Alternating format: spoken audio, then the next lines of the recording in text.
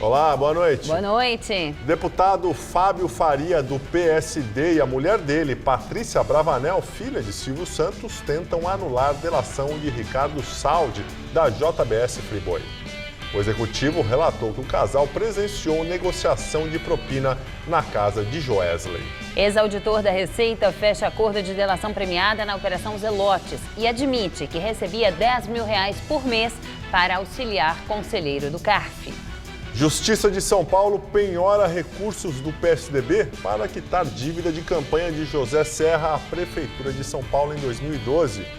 E presidente da Câmara, Rodrigo Maia, critica o Distritão e o valor que pode ser destinado a um novo fundo público de financiamento de campanha. Em São Paulo, Temer se encontra com o presidente do PSDB, Tasso Gereissati, e pede apoio do partido para aprovar reformas. Trump não descarta opção militar para combater crise na Venezuela. E a Assembleia Constituinte ratifica Nicolás Maduro como presidente do país. Você acompanha essas e outras notícias após o intervalo. Até já! Depois de 2 dias de invasão, estudantes contrários às políticas de privatização e concessão do prefeito João Dória deixaram o prédio da Câmara Municipal de São Paulo. Assim que saíram do plenário, os manifestantes pararam na frente do saguão e voltaram a protestar.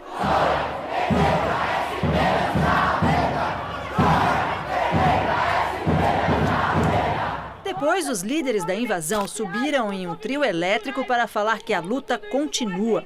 Foi muito importante a gente ter participado de toda essa construção para dizer que a gente não vai aceitar esse projeto de privatização e a gente não vai aceitar os cortes do passe livre estudantil que tiram da população o direito de ocupar a cidade. O plenário da Câmara foi invadido na tarde de quarta-feira.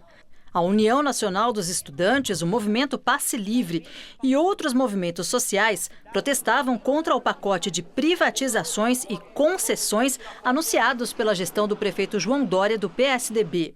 Eles querem que a população seja consultada sobre o assunto em um plebiscito. Ontem, a Justiça tinha dado 5 dias para que os cerca de 60 membros de movimentos sociais deixassem a Câmara. Mas a presidência da Casa recorreu e pediu a reintegração de posse imediata. O presidente da Câmara, o vereador Milton Leite, do DEM, não quis negociar com os manifestantes, mas disse que vai encaminhar a proposta de plebiscito para a discussão em uma comissão de líderes. Os estudantes também são contra as recentes mudanças no bilhete único estudantil. No dia 8 de julho, o Diário Oficial de São Paulo informou à população que os beneficiários do Passe Livre não tinham mais direito a utilizar o transporte público gratuitamente nas 24 horas. Conquistado em 2015, o Passe Livre estudantil garantia a gratuidade do transporte a cerca de 500 mil estudantes paulistanos de ensino fundamental, médio, técnico e superior, e possibilitava que os 8 embarques diários fossem realizados a qualquer hora do dia. A Justiça de São Paulo penhorou recursos do PSDB para quitar dívida de campanha de José Serra à Prefeitura da capital em 2012. O bloqueio foi autorizado pelo juiz Mário Silvite Júnior e confirmado pelo Tribunal de Justiça de São Paulo, que não aceitou o recurso do partido. De acordo com a sentença, o PSDB ainda não pagou dívidas da campanha de 2012. Na época, o hoje senador José Serra era candidato à Prefeitura de São Paulo. 30% dos recursos dos diretórios municipal e estadual estão agora reservados para quitar essas despesas. A empresa que cobrou na Justiça o acerto de contas foi a Campanhas Comunicação, do marqueteiro Luiz Gonzalez. Além da penhora, os tucanos também vão ter de pagar uma multa de 10% sobre o valor que devem. Isso porque eles não cumpriram uma ordem judicial de abril de indicar os bens do partido para quitar essa dívida, o que o juiz chamou de ato atentatório à dignidade da justiça. Inicialmente, a empresa cobrava R$8 milhões em serviços prestados. Mas com correção monetária, juros, honorários de advogados e a própria multa, o valor chega a R$21,5 milhões. Em 2016, de acordo com os documentos apresentados pela Campanhas Comunicação, o partido recebeu na cidade e estado de São Paulo quase 3 milhões de reais. O senador José Serra não quis comentar o assunto e disse que o bloqueio deve ser tratado exclusivamente com o partido. Já o PSDB informou que a apreensão do faturamento é ilegal, que não foi intimado e que agora já recorreu. Ex-auditor da Receita Federal fecha acordo de delação premiada na Operação Zelotes. Ele revelou que recebia R$10 mil por mês para auxiliar conselheiro do CARF. O ex-auditor da Receita Federal foi o primeiro delator a confirmar o esquema de corrupção que funcionou no CARF durante 9 anos, de 2006 a 2015. O Conselho Administrativo de Recursos Fiscais, ligados ao Ministério da Fazenda, é uma espécie de tribunal ao qual empresas recorrem para pedir revisão de multas aplicadas pela Receita. Paulo Roberto Cortez contou que conselheiros do CARF recebiam propina para reduzir ou até anular multas milionárias e admitiu que ele mesmo recebia uma mesada de R$10 mil em dinheiro vivo do então conselheiro José Ricardo da Silva. Antes de cada sessão, quando eu trabalhava com ele, eu fazia as devidas explicações. Repassava para ele o material e fazia as explicações de cada matéria a ser tratada em cada julgamento. O primeiro acordo de colaboração premiada foi homologado só agora pela Justiça, 2 anos depois do início da investigação da Operação Zelotes, em 2015. O delator também confirmou que o esquema criminoso garantiu ao Bank Boston, que foi comprado pelo Itaú, o perdão de uma dívida de R$500 milhões. Foi um desconto de quase 90% numa multa.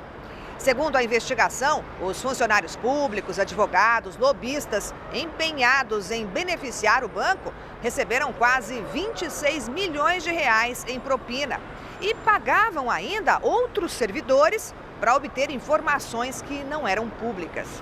O delator contou que o então conselheiro José Ricardo bancava despesas pessoais de Levi Antônio Silva, que atuava em uma das câmaras do CARF. Recebia valores. Eu lembro que algumas vezes eu via o escritório fazia pagamentos de carnês de contas do Levi, colégio do filho dele. Quem é que fazia esses pagamentos? O funcionário Hugo, que fazia os pagamentos do escritório. 11 investigados na Operação Zelotes já são réus no processo. Entre eles, ex-conselheiros do CARF e um ex-executivo do Bank Boston. O Itaú Unibanco, que comprou as operações do Banco Norte-Americano no Brasil em 2006, afirma que não tem nenhum executivo brasileiro envolvido nas irregularidades. A defesa do ex-conselheiro do CARF, José Ricardo da Silva, disse que não vai se manifestar. O deputado federal Fábio Faria, do PSD, e a mulher dele, Patrícia Bravanel, filha do apresentador Silvio Santos, tentam anular parte da delação de Ricardo Saldi, da JBS Friboi. Aos procuradores, o executivo citou um jantar onde teria sido tratado propina para a campanha do pai de Fábio, governador do Rio Grande do Norte. Em troca, o grupo assumiria o controle do serviço de água e esgoto no estado. A defesa do casal vai usar uma mensagem enviada pela mulher de Joesley Batista ao celular de Patrícia como prova. Na gravação, Tiziana Vilas Boas fala sobre um jantar que teria feito em sua casa, em São Paulo, em que Patrícia Bravanel e o deputado Fábio Faria foram como convidados. A apresentadora desmente a informação dada por Ricardo Saldi em delação à Procuradoria-Geral da República, de que na festa todos discutiram pagamento de propina para a campanha do hoje governador do Rio Grande do Norte, Robinson Faria, do PSD, pai de Fábio. Então, o que eu quero falar é que eu acho um absurdo isso tudo que está acontecendo. Aquele jantar, imagina só, não tem nada a ver do que falaram.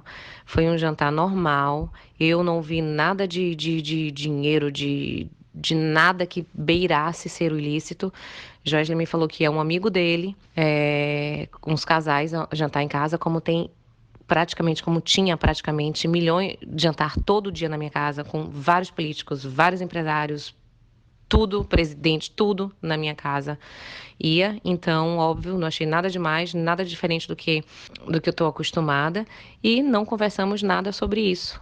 Em depoimento, Saldi disse aos procuradores que os pagamentos ilícitos da campanha de 2014 foram assunto no jantar. Afirmou que, em troca da propina, uma empresa do grupo JF da JBS Friboi ficaria com o controle do serviço de água e esgoto do Rio Grande do Norte. Segundo ele, o grupo pagou cerca de 10 milhões de reais, mas desistiu de tocar o negócio de saneamento. Foi um jantar muito elegante até, foi o Fábio Faria com a noiva dele, a Patrícia Bravanel, a filha do Silvio Santos, foi o Robson Faria com a esposa dele, nós todos com as esposas e tal, para tratar de propina, é até bacana, né? E todo mundo as esposas juntas. Tiziana era apresentadora do SBT e pediu afastamento das atividades quando a delação da JBS Friboi veio à tona. O áudio foi gravado e enviado para Patrícia Bravanel depois que começaram a circular notícias sobre o envolvimento da filha de Silvio Santos na delação. Além de desmentir, o executivo, Tiziana se dispôs a prestar depoimento em defesa de Patrícia.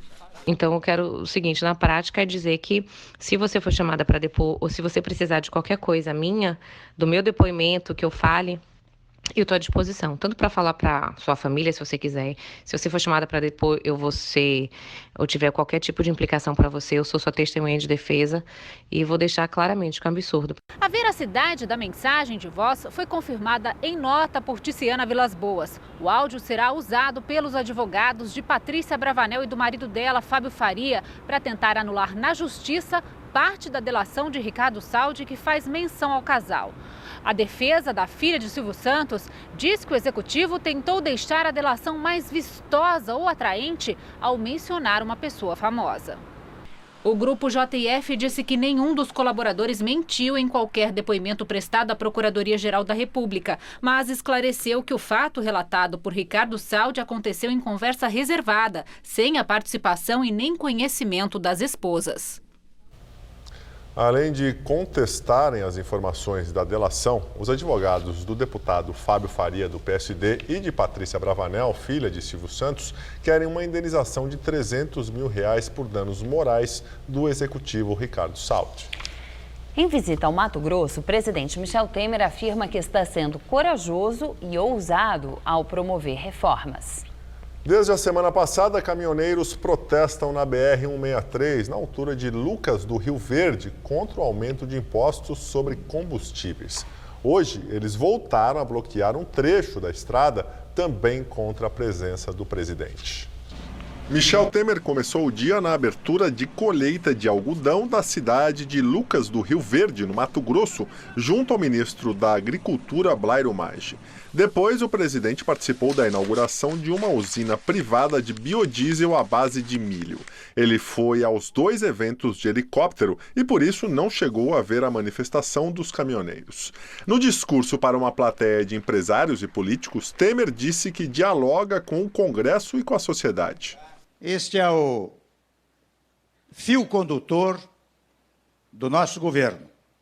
Quando eu digo diálogo, eu falo em diálogo com o Congresso Nacional e diálogo com a sociedade. E no meu governo, o diálogo com o Congresso Nacional é que permitiu que fizéssemos o que fizemos. Ele voltou a defender as reformas do governo. Acho que eu estou sendo mais do que corajoso. Eu estou sendo ousado, porque são matérias que ficaram durante anos e anos paralisadas e nós fomos dando solução. E prestes a anunciar o aumento do déficit fiscal de 2017 e 2018, o presidente disse que o Brasil vai recuperar o grau de investimento em breve. Logo, logo, Gali, nós vamos reassumir o grau de investimento que nós perdemos no passado. O ministro Blairo Maggi admitiu que o país ainda está em crise. Nesse momento, o Brasil, todos nós percebemos, ainda estamos em crise, mas o Brasil começa a sair do buraco que se encontrava, os empregos começam a voltar e o presidente dá a liberdade aos seus ministros para que possam tocar os programas de governo. Em depoimento de delação premiada firmado com o Ministério Público Federal, o ex-governador de Mato Grosso, Silval Barbosa, do PMDB, acusou o atual ministro da Agricultura, Blairo Maggi, de participar de um esquema de corrupção no estado na época em que era governador. Silval Barbosa era vice-governador do Mato Grosso na época em que Blairo Maggi governava o estado, entre 2003 e 2010. No depoimento ao Ministério Público Federal, o PMDBista disse que o atual ministro da Agricultura pagou para o ex-secretário da Fazenda do Mato Grosso, Éder Moraes, mudar um depoimento a promotores locais sobre a existência de um esquema de compra de vagas para conselheiro do Tribunal de Contas do Estado. Blairo teria pago R$3 milhões para que Éder Moraes mudasse a versão de que o governador e o vice Silval sabiam do esquema no TCE local. O próprio Silval Barbosa, que foi governador do Mato Grosso entre os anos de 2010 e 2015, disse que também pagou outros R$3 milhões para que o depoente mudasse o depoimento, inocentando os dois ex-governadores.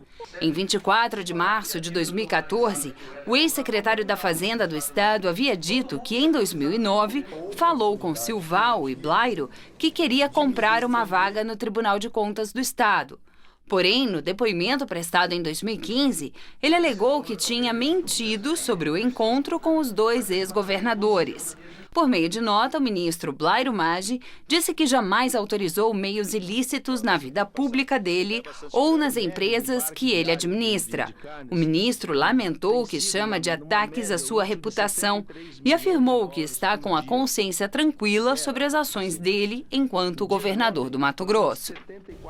Aqui em São Paulo, Michel Temer se reuniu com o presidente interino do PSDB, Tasso Gereissati. O tucano já defendeu publicamente a saída da legenda da base do governo. De acordo com o jornal Folha de São Paulo, a reunião foi na casa do empresário Abílio Diniz. O PMDBista pediu o apoio do partido na aprovação das reformas. São necessários, ao menos, 308 votos. Na votação que arquivou a denúncia contra Temer por corrupção, o PSDB se dividiu. Foram 21 votos contra e 22 a favor do presidente, além de 4 abstenções. Nesta semana, o presidente esteve aqui no estado, onde fez elogios públicos ao governador Geraldo Alckmin e ao prefeito da capital, João Dória, ambos do PSDB.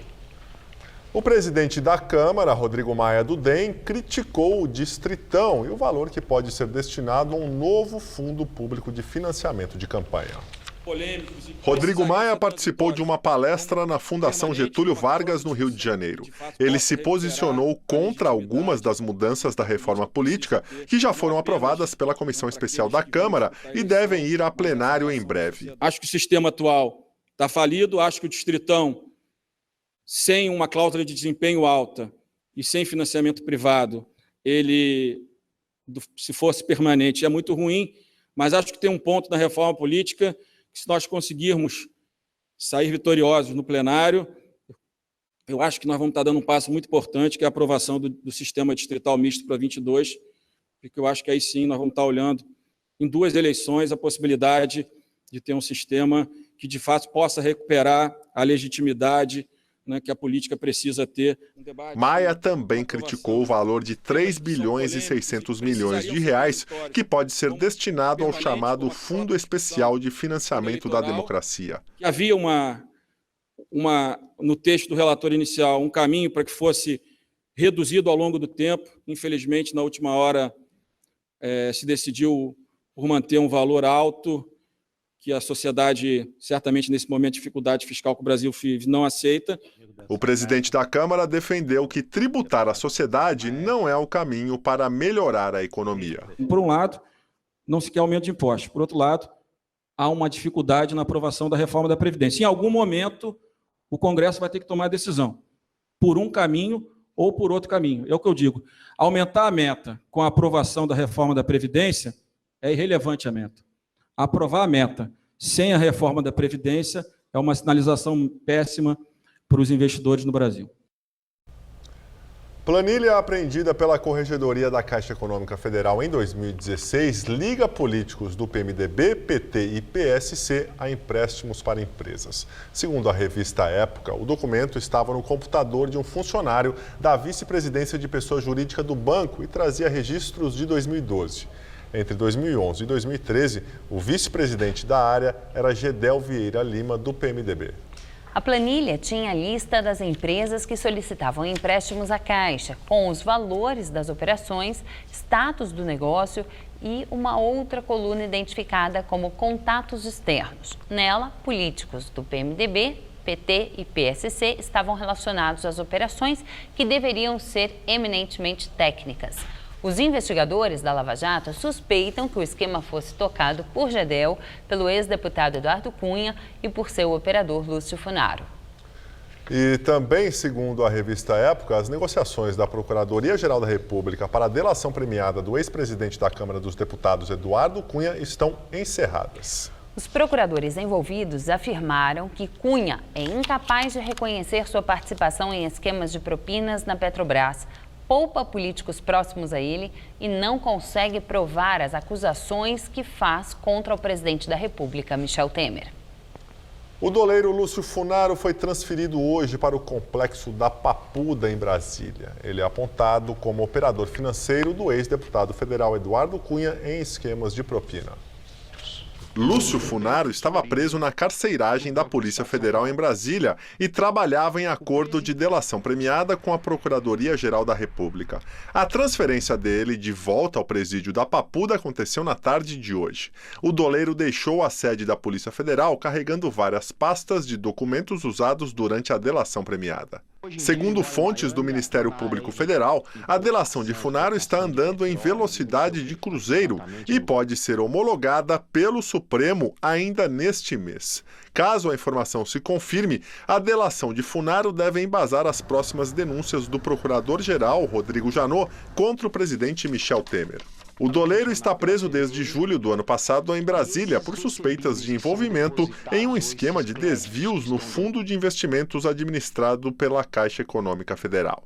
Funaro é ligado ao ex-presidente da Câmara, Eduardo Cunha, que também está preso pela Lava Jato em Curitiba por corrupção. No dia que a Assembleia Constituinte confirmou o presidente Nicolás Maduro no cargo, o governo americano afirma que considera uma opção militar para dar fim à crise política que atinge o país. Em férias na Flórida, Trump afirmou que considera muitas opções para a Venezuela, incluindo uma ação militar. A declaração de Trump repercutiu nos principais jornais da Venezuela. Em suas edições online, o El Nacional e o El Universal destacaram que o presidente americano afirmou a situação política do país como um desastre perigoso que precisa ser controlado. Depois da fala de Trump, o Pentágono afirmou que não recebeu nenhuma ordem da Casa Branca sobre a Venezuela por enquanto. No final de julho, os Estados Unidos aprovaram sanções contra o presidente Nicolás Maduro, congelando os ativos no país e o chamaram de ditador um dia depois da eleição da Assembleia Constituinte convocada por Maduro. Ontem, Maduro afirmou que, já que Trump parece tão interessado na situação da Venezuela, ele se põe à disposição para conversar com o líder americano. O ex-médico Roger Abdelmaci será transferido para o centro hospitalar do sistema penitenciário. Ele estava internado há 5 dias no Hospital Albert Einstein, aqui em São Paulo, para tratar de uma infecção por bactéria. A previsão de alta era para hoje. A transferência foi a decisão da juíza Sueli Zeraich Oliveira Armani. Ela revogou a prisão domiciliar do ex-médico e determinou que ele fosse preso novamente e desse prosseguimento ao tratamento na prisão. A magistrada optou pela transferência à unidade prisional em função do encerramento do contrato do Estado de São Paulo com uma empresa que fornecia tornozeleiras eletrônicas para uso em detentos que cumpriam prisão domiciliar, como é o caso de Abdelmaci. Abdelmaci ficará na unidade de tratamento até que ateste sua condição física para retornar à prisão. O advogado de Roger Abdelmaci, Antônio Celso Fraga, disse que vai tentar reverter a decisão na justiça. O ex-médico foi condenado a 181 anos de prisão por estupro de 37 pacientes. O sol voltou a predominar hoje aqui na capital paulista e a temperatura subiu. A máxima chegou aos 22 graus, mas já esfriou mais agora à noite. E o que todo mundo quer saber é como fica o tempo no fim de semana. Vamos ver os detalhes da previsão com Mariana Armentano.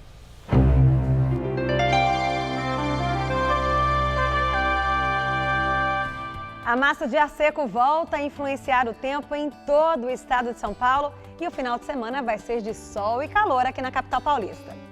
No sábado, pode fazer até 25 graus à tarde, sem chances de chuva. Aí no domingo, o calorão vai ser na casa dos 29 graus, com bastante sol em toda a Grande São Paulo. E na segunda-feira, o tempo muda, volta a chover e a máxima prevista é de 27 graus por aqui. Boa noite, até segunda. Uma boa noite para você, até segunda.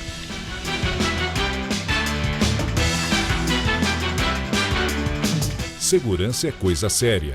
Tire suas dúvidas com os melhores profissionais do mercado no programa Seguro. Todo domingo, 8h30 da noite.